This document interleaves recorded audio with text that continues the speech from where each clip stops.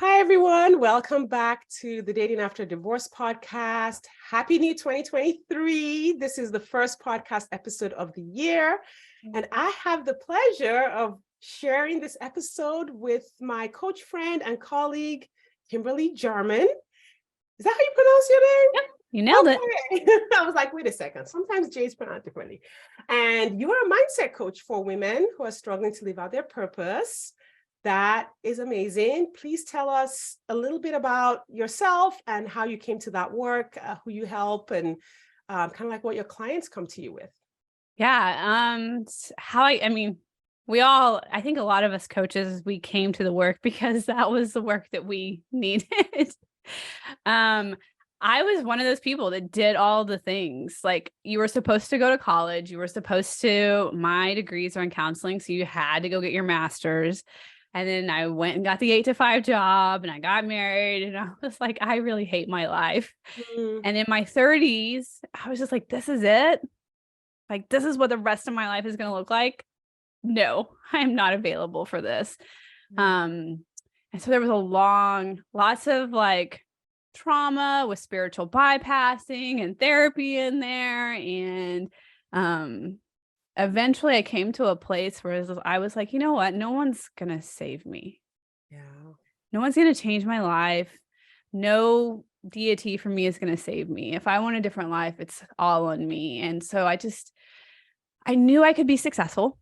I knew I had it in me. I knew my life was destined for something big. I just couldn't figure out how to get out of my own way. So I was reading this book by Jen Sincero, You're a Badass at Making Money. Have you read it? Yeah, I've read both her books. You're a badass and You're a badass at making money. I love them. So my brain just told me throughout that whole book, like, if you want to be successful, you have to get a coach. And I was like, I don't know what that is. I don't know where you find that, but I'll just Google it. So I Googled it and I found Brooke Castillo's podcast. And so I listened to 2 episodes and I was in, because it was like all my years in therapy as a client and then my degrees in counseling. I had never heard that my emotions were created by my thoughts. And I was like, this is the freaking keys to the universe. So I signed up. I was in Scholars for 2 years. And then I was like, I literally have the keys to the universe. Like, this is how you change your life. And that's when I started my coaching business, because I really wanted to help women that were stuck like me. Yeah. How do people know? How did you know that you were stuck? You know, people say like, well, I'm stuck. Like, and I resonate with that because I was stuck for 17 years in my first marriage, but I didn't know it. Yeah. And that's kind of scary because, like, in the end, I didn't even file for divorce. My ex did. Yeah, mine did too. Like, and it was messy. I know. And like, with all the crazy that was happening and all of the messiness and all the toxicity and abuse, I was like not aware that there was an alternative. There was an alternative way to live, a better way to live. And so I was almost forced into my own growth. Uh-huh. Like, if someone's listening and they think, well, life is hard and life has things, like, if we wanted to initiate our own break out of that stuckness, I don't even know if I know what I'm asking, but I'm just asking from my own place. Yeah. How could I have known that I was stuck? I think that's a fantastic question. How did I know I was stuck?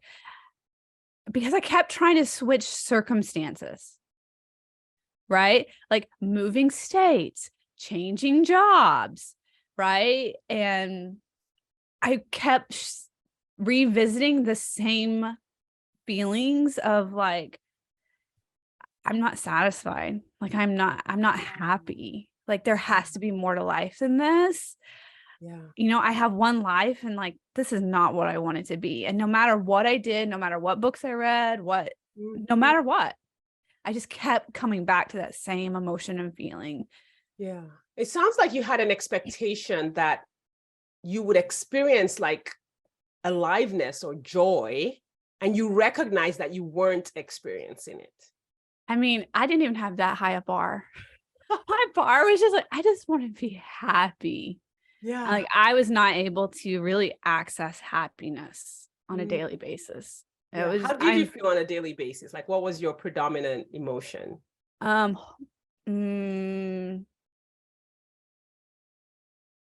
Trapped. I felt trapped in my life. I felt like I lived in this prison. And that nothing powerless. I definitely was in victim mindset a lot, like that I couldn't change anything. So I lived off this like wishy hopey energy a Yeah. lot. Like, I hope God changes this for me, or I wish things would be different. Yeah. So I felt very powerless and discontent. Yeah. Yeah. Okay. Some signs that you might be stuck. Right. All right. Well, thank you for that introduction and humoring all my questions. I know we're here to really talk about your divorce story, Yeah. dating after divorce story. So, I mean, we can just jump right in and get started. Can you tell us a little bit about like your first marriage and what happened there, why you got divorced? Yeah, it's interesting, Sade. We were married for 9 years, and I've been divorced from him since 2016. So what is that? Like 8 years, 8. Wow. almost. Yeah. And I still feel a little protective over him. It's interesting. Mm. Um, I'm so we met in college, and we both had spiritually bypassed a lot of trauma in our life. So we trauma bonded, and I didn't know that back then. Right. Yeah. So it was this very like intense relationship in which I just felt like this person totally got me and understood me. Right. And we were very connected. And I ignored all of the red flags. Like Yeah. we were living together, and he moved to Oregon. Oh, okay. Just And my little naive self was like, oh, okay, yeah. It never clicked. Like, this man that's supposed to love you just left you in Oklahoma, yeah. like So you moved to didn't know you'd Oregon. been left. Yeah, it didn't really register fully, right? You were married at the time or No, we were just dating. And okay. he was like very adamant, like, I don't, marriage, he came from a divorced family. Like, marriage just runs your lives, right? Mhm. But he had moved to Oregon, and then he decided that he wanted me to be with him, and he knew that he was going to have to marry me to do that. So he invited me out for Christmas, was like, hey, I just want you to be with me. Let's get married, change your whole graduate program so you can get out early and move out here with me. Mm. And I did. And you know what? Like, I sent out the wedding. So that was in December. The wedding invitations got sent out in February because we were going to get married in July. And I knew I didn't want to get married to him, but the invitations were already gone out. And I just didn't, like, Yeah. I didn't have the courage to disappoint people or him. So we got married, and within the first year, I was like, I don't want to be married Yeah. to him, because it was just so like, if you have two people that are trauma bonded, you have to expect like there's going to be a lot of like chaos. Right? Two broken people together that don't know how to cope well. So there was a lot of emotional and verbal abuse. Then it, of course, escalates like it does, Yeah. right? Into there was introductions now of like physical. And we stayed married for 9 years, and every year I wanted a divorce, and I would talk to him about it, but it was like we were so bonded together. I lived in these thoughts of no one else will marry me. If I get a divorce, I'm going to be alone for the rest of my life. No one Right. will understand or get me like he does, or what if I Why just did you marry? think no one would want you for the rest of your life? Was that part of your religious upbringing, or was that just a thought that you had? I think it was just a thought that I had, right? Like, you're married, you're going to be old. You're not going to be 20 anymore, right? Like, you're going to be 30s. Like, Yeah. It's interesting that our everybody else brains is do that. taken and married, Yeah. right? Because you weren't old at that moment. How old were you? When we finally got a divorce, I was 34, 35. Yeah. So your brain went from 35 to, I don't know, 85. I guess. I guess, I had a few gray hairs and some lines, so you're just not available anymore. Yeah, but this is what our brains do. Yeah, 100%. and it keeps you stuck. I Yeah. kept, like, I wanted a divorce so bad, but those thoughts were so powerful that they just kept me living in this life over and over. And like, I even towards the end, because we lost everything in a flood. Mm, And so then like my depression had turned into PTSD at that point. gotcha. And my psychologist was like, you're in a domestic violence marriage, right? And I was like, no, Wow. I've been through graduate school and studied this. No. And then it Mm, sat with me and I was like, oh my God, like, yeah, yes, I am. And I still didn't have the courage yet, to ask for a divorce, because that's what's so like in this type of relationship, it's not always all bad. right. It's like a good week, a good 2 weeks, then we have a bad week, or we have 2 bad weeks, and it's just Yeah. this constant like up and down Right. that And on keeps the you pulled good in. weeks, like you completely forget what happened Yes. before. Yes. And I think what really helped me start to set boundaries, which the boundaries precipitated him filing for a divorce. So he was not available for me to set boundaries. Okay. I remember that month I had documented every day. I remember it was April. And I said, I got a journal and I numbered every day of the month. And I was just Uh-huh. going to write down everything that happened for a month. Because I was like, I couldn't I had no clarity about what was happening. And at the end of those 30 days, I was like, oh, because we went through all of the cycles in those 30 days. Yeah. I love that you did that. I did not have the wherewithal to do that, right? I mean, at But I that was married for point, 17 years. So, yeah. you know? But at that point, like the combination of like our relationship and the chaos of that, and then me having PTSD, like I was starting to tailspin, right? And I was just like, I could not get any relief from negative feelings. So I was then starting to self-medicate. Mhm. And what really led to finally, I won't take the credit of being courageous and leaving the marriage, right? Yeah. My subconscious self decided to burn my life down to get me out of it, right? So That's courageous. what happened is like I developed a crush on another man, and I am a very honest person. So I told my husband, I was like, I Mm, have a crush on this guy. And he was irate, of course, right? mhm. And he packed his shit up and he said, fine, we'll separate. And I was like, well, let's just do a 3-month separation, right? I wasn't ready for the commitment of divorce. I was like, let's just do a 3-month. If we miss each other at the end of the 3 months, we'll reconvene, because we'd already been through 2 marriage counselors. And I was like, if we don't miss each other, then that's our sign and we'll just continue to go our separate ways. He's like, fine. 2 weeks later, he left. He moved to a whole nother state. Mm. Left me to pick the house up and sell it. So I did that. And I moved home to Oklahoma. I tried my best to like mend that relationship with him, and he just was not available for it. And I found another person to have a relationship with, and he hacked into my account and found the messages between me and this other person. And that's when he was like, I'm done. Send me the divorce papers. So it was super messy. Like, I'm not proud of that, but I just wasn't a person that had enough courage to be like, I don't want this anymore. And I felt like such a victim, right? Like, Yeah. yeah. And it's interesting. I mean, I see what you're saying when you said, it wasn't courageous and messy, but I can also see how it's almost like your brain took the only way out that it Yes. knew how to take. Yes.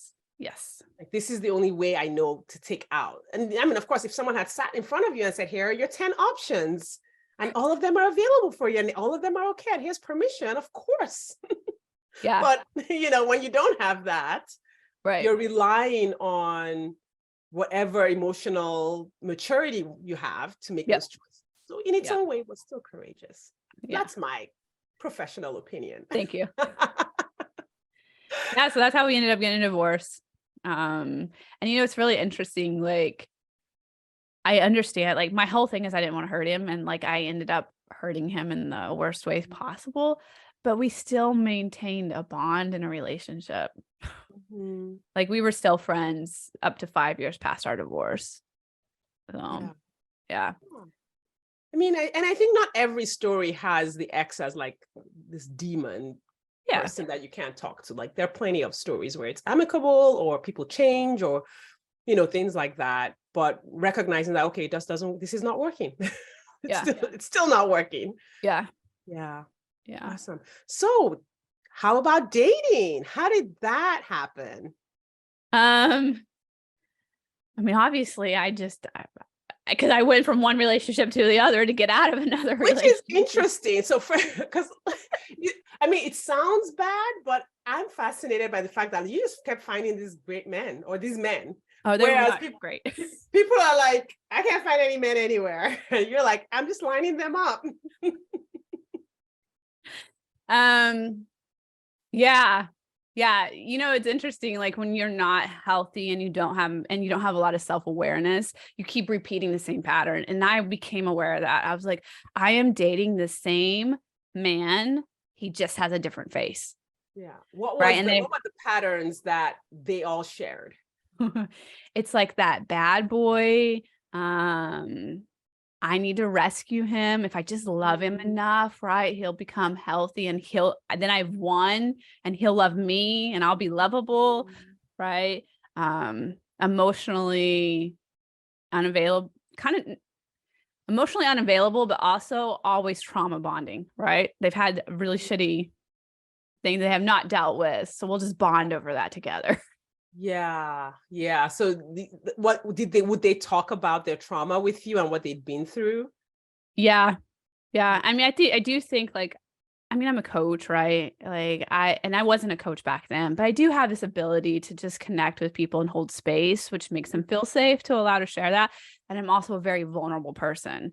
So it was just like, oh, here's all my stuff. Mm-hmm. Yeah. How would they respond when you talked about your stuff? Was there any reciprocity? Yeah, I do think there was, because I think there was a little bit of like their need to rescue someone as well. Interesting. Right. Here's this broken girl. Yeah. But also like here's this broken girl that's I can also take advantage of. Yeah. Right. Yeah. So how did you change that? And within this messy story, I had 6 therapists along the way since grad school and then through PTSD and stuff. And it wasn't helpful for me. And I ended up in the psych hospital for suicide. So when I got out of the psych hospital, that's when I made that decision. Like no one's coming to save me. If I want a different life, it's all on me.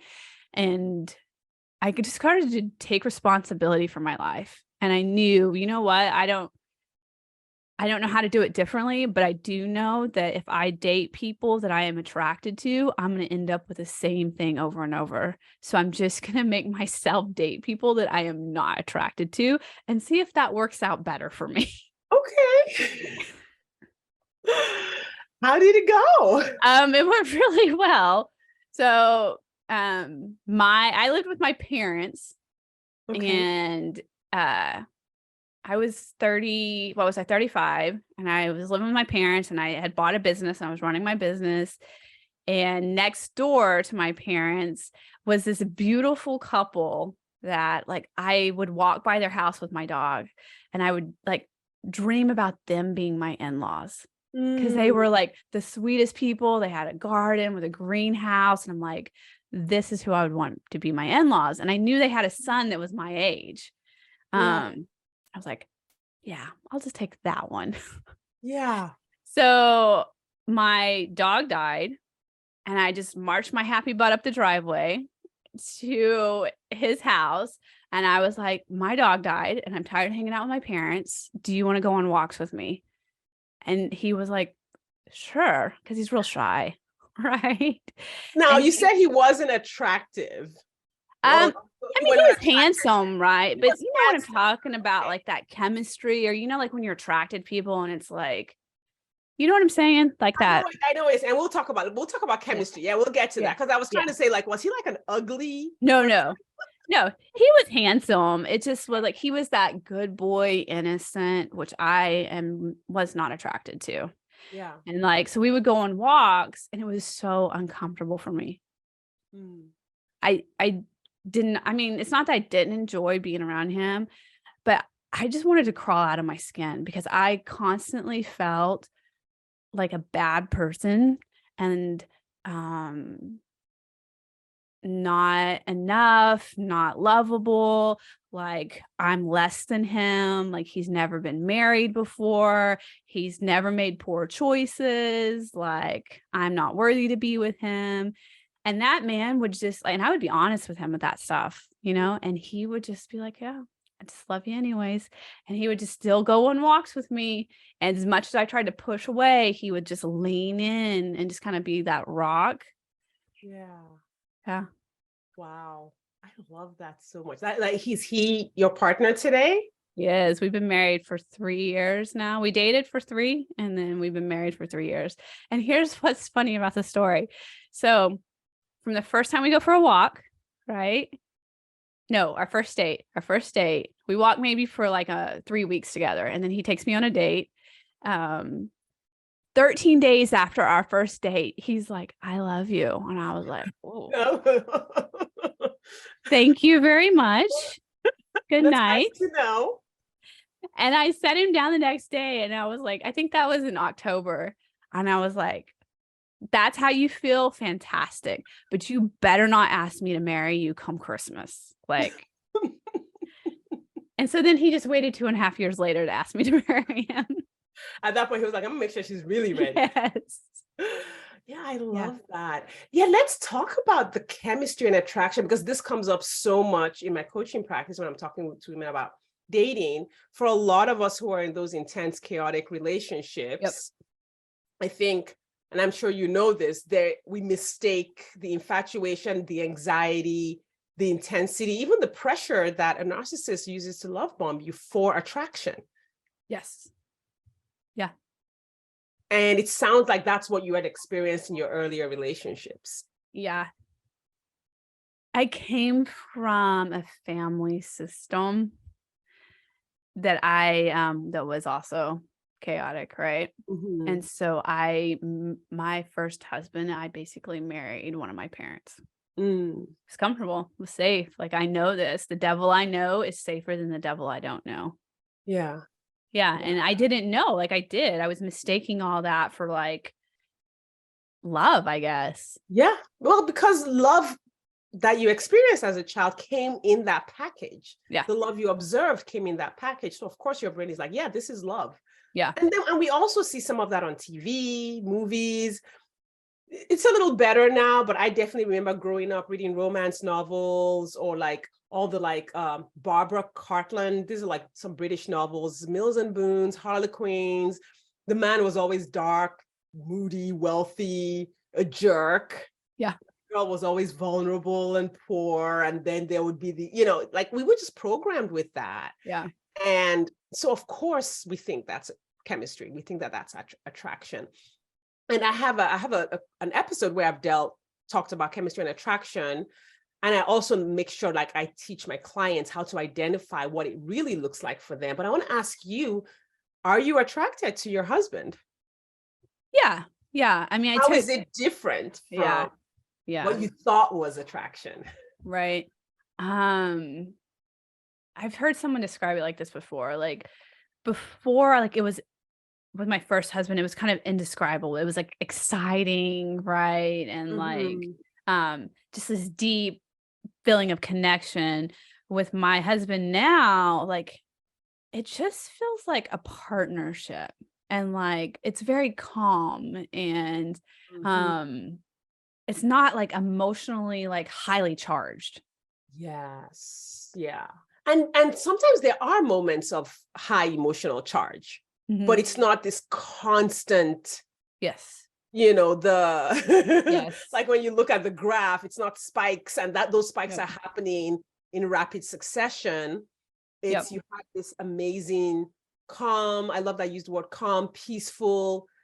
I like the word satisfaction, fulfilling, nourishing. Then you have certain events that that spike, like you have when you're having sex it spikes, or when you are having a birthday or you go on a trip, like you have those spikes, but it's not we're up one day and then tomorrow we're down and then we're crashing and then yes. Yeah. You know, I thought I didn't study it enough. So I haven't dove into like attraction and like all of how you described it so beautifully earlier. I took it to my Oklahoma version. So my husband is a deer hunter and I love animals, right? So I look at like how bucks and does and the breeding season of them, right? And I also know that we're animals. So I looked at it very simply from that. Like, okay, so if I take the biology of attraction, I am a mammal, right? Yes. Of course, as a female mammal, I'm going to want to breed with this strong buck. That's Yes, the like alpha male, the fights. predator, the Yes. top of the food chain. Yes. Yes. So then it was like, oh, okay, if that's what I'm attracted to from like this chemistry thing, like we're going to avoid that because I don't need a strong buck in my life to breed me. Yeah. I don't. I just And get to have the buck that hangs around. evolutionarily, that was how we were designed, because you knew that that alpha male was going to be the one that could provide food and would protect you, and your I was about to say your spawn. Yes.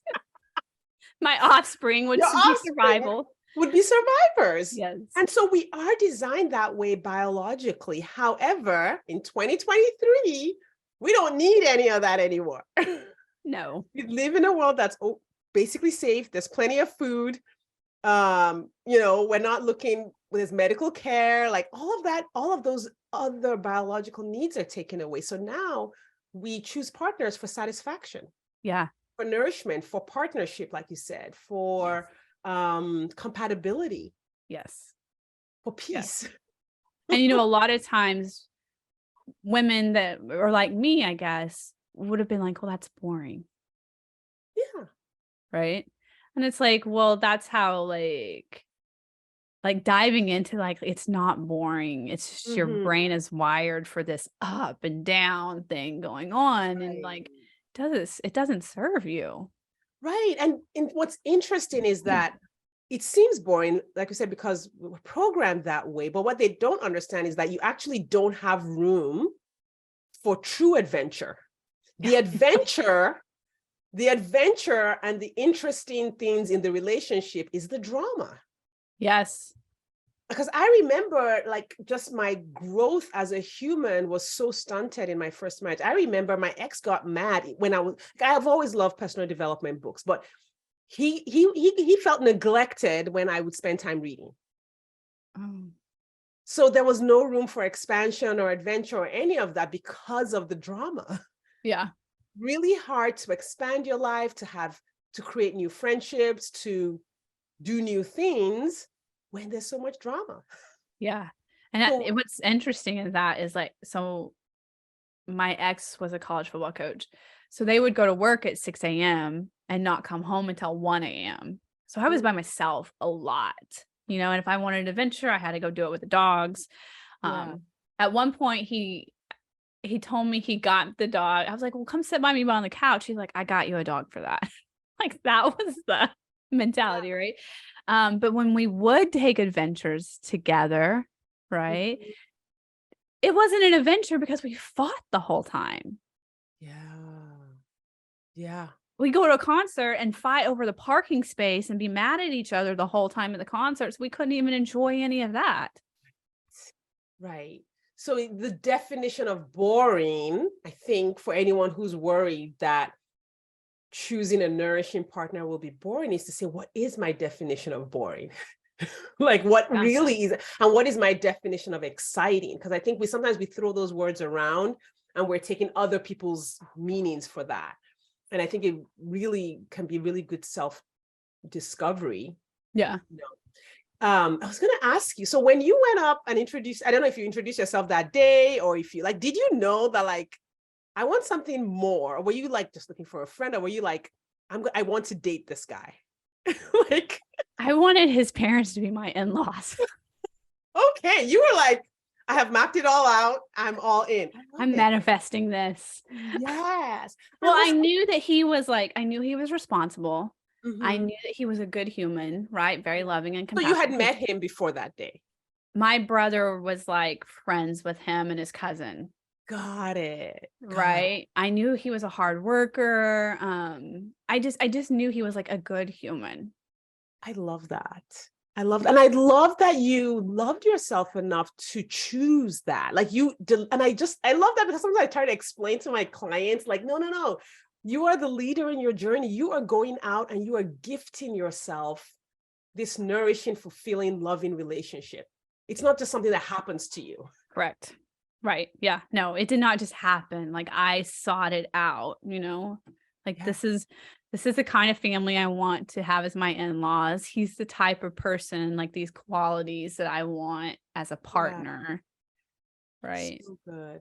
And I So also knew in our journey, like as our walks together, and he would, as much as I would try to push him away because of the uncomfortableness and he would lean in, I also was very clear, and this was before mindset work, that the problem is I had these thoughts, like, this sounds so shitty, but I'm just going to be honest. Part of the reason I would date these other men, the bad boys, is because I got to feel better about myself. Well, at least I'm not on drugs. At least I'm not like this, right? And I yeah, didn't get that privilege with my current husband. Like he was always like, well, he didn't do this and I did these things, and I would I would at least grasp within me like, okay, this is what's making me uncomfortable, is that I don't get to feel better than him in this situation. And that's what's making me uncomfortable. And that's what's making me say this is boring. And that's what's making me say that he's like a goody goody person, right? That's yeah, what's repelling me, is that. And that needs to be dealt with in me. yeah.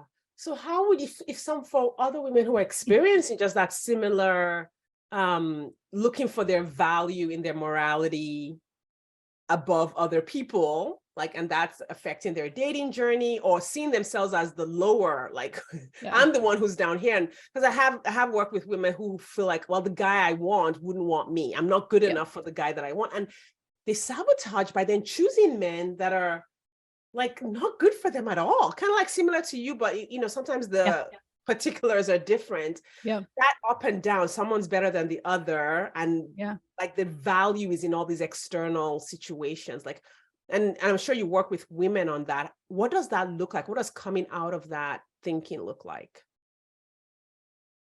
I will credit him at that point in my journey for loving me unconditionally and being an example of what it is to love someone unconditionally, right? He was like, it doesn't matter. None of that stuff matters to me. I love you for who you are, Yeah. right? Yeah. And I never really had that example in my life. Yeah. Now, as a coach, like it's just my mindset's so much different, right? And I see the humans for what they are. Like we're all messy, right? We're 50-50. We are capable of both good and awful. And like Yeah. that is every human. Yeah. Like, and it doesn't serve us to start measuring out like, well, your 50 good is like a lot better than my 50 good. You're 50 bad. Like, no, we're just all that. And Yeah. your work is to go love you. Yeah. We all have equal value. Yeah. Which is, but I'm like, yeah, but what about the serial killers? Equal value. Yeah. Now, different contributions. Right. One person might be contributing more positively to the world than the other, but in terms of value, you put every human on a scale, everyone's going to come out weighing exactly the same. Yeah. And the example that I like to use is when you have a little baby, if you were holding like a little 6-week-old baby, you would never think that baby didn't have value. Or Right. that baby had less, this baby has a little less value than that baby. Yeah. We never think that way about babies. But that as we grow, then all these yardsticks and measuring sticks come in. Okay, this person got this grades and that grades. And then we start attributing our value to all those external things. But as humans, all equal value, which I think can be hard to absorb. Especially if you don't have the capability to have compassion for yourself. Yeah. Right? Yeah. Those are very intertwined. You don't have compassion because you think you should be doing things better and something's wrong with you if you don't. And if we don't have compassion for ourselves, then we can't have compassion for others. So then, of course, we're going to go to the yardstick and start measuring where the humans are at. right? Because then we got to figure out where we belong on that. On the scale. Yes. Yeah. And Yeah. I think a lot of our striving and hustling and running on treadmills comes from, and there's so many yardsticks, especially for women. I think one of the things I really took away from taking a feminist course last year was just how many yardsticks get applied to women. Yeah. Like, it's like, I don't even know how we're walking around thinking we have any value at all. Right. To either your body image or your performance, or whether you have kids or don't have kids, whether you're in a relationship or not a relationship, like, it's like, oh my God, how? Yeah. And we're so conditioned to people please as women, right? I mean, that Yeah. is one gift I got from my family system is like my dad was my hero and that man does not people please. So that just wasn't a coping mechanism that I picked up. Yeah. So it's like, oh, you don't like my butt? Then you go work on your butt and we'll have a different conversation. Love it. I love it. I wanted to go back to when you said before you got divorced, you thought nobody would want me, Mhm. and that kept you in the marriage for 9 years. What switched? What changed after that you were like, yeah, somebody would want me or somebody might want me? I do not advise this, but for me, it was when I found that other human that I had a crush on, right? Like he had a crush on me. So then Mm, it opened my eyes to a perspective like, I am desirable. yes. Yeah. And like you said, there are many different ways to, you know, create that belief, Yeah. Yeah. right? I mean, having an affair is one. Right. Good. Well, there are other ways to do that. You don't have to do that to create that belief. You can create the belief by working on your thoughts, by finding the evidence that you are Yes. desirable. Yes. I have worked with clients where like sometimes they have really small breasts and they're like, nobody would desire someone who has this belief. And I'm like, okay, we go and look for evidence. Who do we Yeah. know that is desirable, that is well loved, who has tiny breasts? And it's interesting. There are a ton. Okay, for those listening, Kim is raising her hand. There's a ton of we started with celebrities. So I Yeah. remember this coaching call with this client, and I was like, let's look for. We found a whole bunch of celebrities with tiny breasts, and they're gorgeous, and they have partners. I'm like, okay, so obviously, small breasts are not a problem. Yeah. Now, of course, that's just one piece of Yeah. evidence. You do have to choose to believe the evidence and to believe that evidence is true for you. But that's the work. Yeah. Is to say, I want to go. My brain is randomly believing that I'm not desirable. I don't even know why. It's just Right. decided that thought. Right. And I can switch that thought and I can prove it true because both can be true. Right. You might not be desirable to some people. There are some people who are like, gotta have the big breasts or nothing. Yep. But that does not negate the truth that there's a whole ton of people who are like, yeah, this is what I like. Yep. Yeah. And I think now that was just that version of Kim, right? Like she didn't know how to manage her mind. So that's, I guess her subconscious found that way. But if I look at it from a coach's mind, like, oh, what I did is I got a different perspective and I changed my thoughts. Yeah. That's Yeah. all I did. Right. Yeah.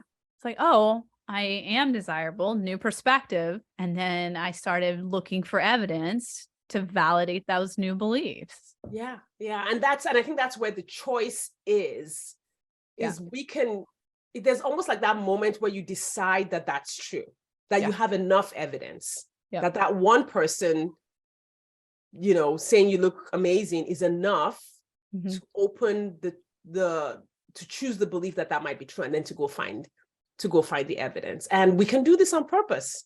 Yeah. It doesn't have to happen to us randomly because someone desired us, right. Gave us evidence. It can be like, I wonder if you can even start with like little ladder thoughts. I wonder if I'm desirable. How would I know?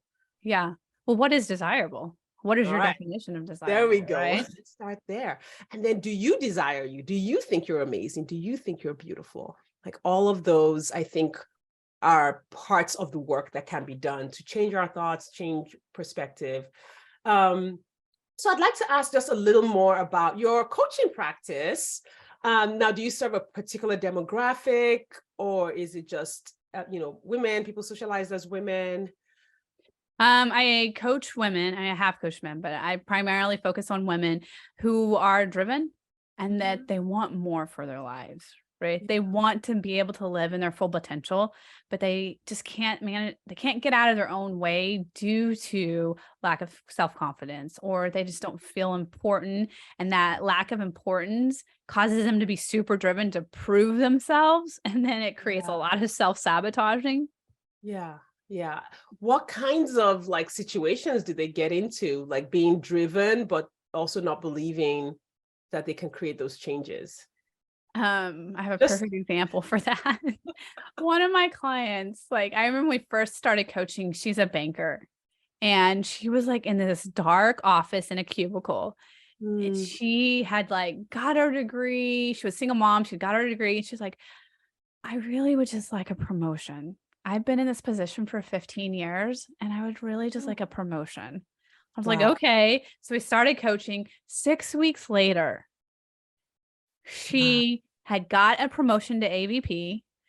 I coach her now from like the skyscraper that overlooks the city, right? She's got a new job. And it was just all Love it. because she didn't like, have that self-confidence to go ask for what she wanted in life. Yes. I love, oh my God, that's such a great example.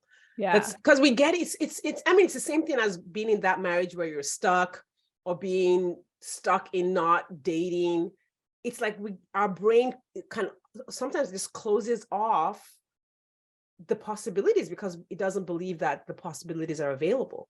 Right. Right. Yeah. Or we're waiting for someone else to come bring the possibilities to us. Yes. We think it comes from the outside. We don't believe in Yes. our ability to Yes. make things happen. And you're Yeah. such a great example of making those things happen in your life. Like, I just love your story. I'm like, yes, just go out there, pick the guy. Like, Right. Right. And I wanted to share the thoughts that like kind of because that's always what I'm wanting as a coach. Like we're in the same communities, right? And I'm like, what thoughts created this person to do that? So I want to share my thoughts about me that have allowed me to just like go after yes, men that please. I want or whatever. Um I always had this thought, I'm pretty, and Amen. I believe that thought. And I have the thought like I'm in good shape and why wouldn't someone want me? That's so good. That's so good. And then it allows me to be confident, right? And like, yeah, why wouldn't you want me? And if you don't want me, like I've never worried about people cheating on me. Like, oh, you want to cheat on me? Mm. You can go cheat on me. You're just downgrading and I'll go find someone else. Yeah, and those are thoughts that create confidence. Yes. 100%. And and everyone, because for everyone listening, you choose your own thoughts that create confidence. Like I know I'm pretty, but it's not being pretty isn't something that like moves my soul. So it wasn't Right. one of the thoughts that I used to fuel my confidence. I used I felt like I was very interesting as a person. I was very adventurous and exciting. And so those are the thoughts that fueled my own confidence when I was dating. I was like, yeah, who would want to hang around me? I'm amazing. Like, You it's such a are. fun time. I'm super intelligent. Like, I make things happen. Yes. So like you find your own version of the thoughts about you that fuel your own confidence, right? And that fuel the things you love about you, Yes. the things Yeah. that, because so many things are true that are about each of us that makes the thought I'm amazing true. And I think, and maybe you can tell me if it's for you, those are what I could access before I found coaching. Right. As I found Mhm. coaching and like managed my mind and learned about all this, I have developed more and more deeper thoughts about me that build confidence. Did you Yeah. experience that? Yeah, I have. And it's interesting because I haven't gone back to think about it in that light, like Yeah. from dating. But yes, like I think I have newer thoughts about my ability to, I think, stand alone in the world. It's Yes. interesting, like at the time in my life where I have the most support and the most people around me, I more than ever believe that I can do things, I can make things happen, that I can enjoy life. I think I believe more than ever in the last 3 years that other people's opinions are just that. They have no impact on me. They like means nothing about me. And I think until I became an entrepreneur, I really did take other people's opinions to heart. Yeah. But you can't make it in business if you do. Like, Right. so I have worked that belief.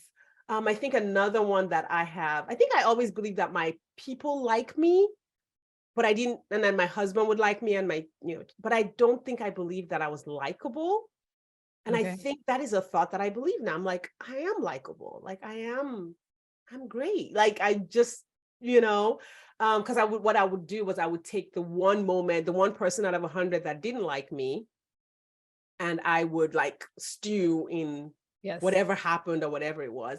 And I think I also believed that the way I showed up was not likable. Yeah. I had that thought as well. And so, and that came from childhood. There are things that were said to me as a child that really reinforced that. And I think entrepreneurship helped me develop the belief that like, well, yeah, but I'm still going to show up this way.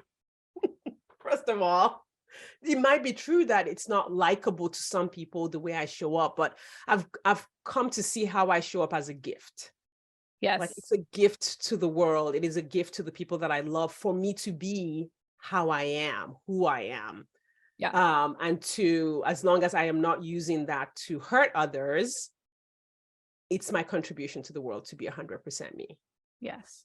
And I think that's like why I love what we do so much. I mean, it is so life-changing. Yeah. But for me, for a long time, I think why I accessed I'm pretty is because I did not like my personality. I had reinforcement from childhood that, I mean, I'm intense. I'm an Oh my intense gosh. human, right?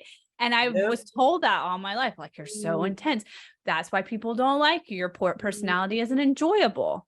So it was like, okay, how I'm going to get through this world then is just based on my looks, like, because obviously my personality is not enjoyable. Yeah. And then this work has really helped me to like, no, my personality is what makes me unique, and being intense makes me an excellent coach.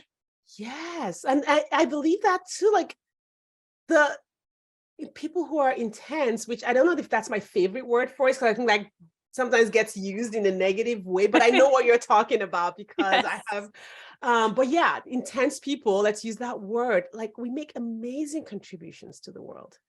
We help so many people.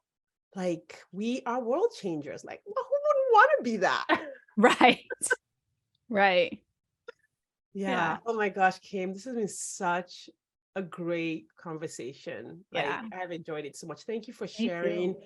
your life and your story and your thoughts with the listeners. Could you please tell them, and all of this will be in the show notes, we'll have all your links in there, but for those who are like driving and like, don't want to go to the show notes later, could you spell out like your website name and where they can find you on social media? Yes. And as an entrepreneur, like you always want to go back after a few years and like, why did I name it so long? Yes. So it's my name, Kimberly, Kimberly, Jarman, Jarman,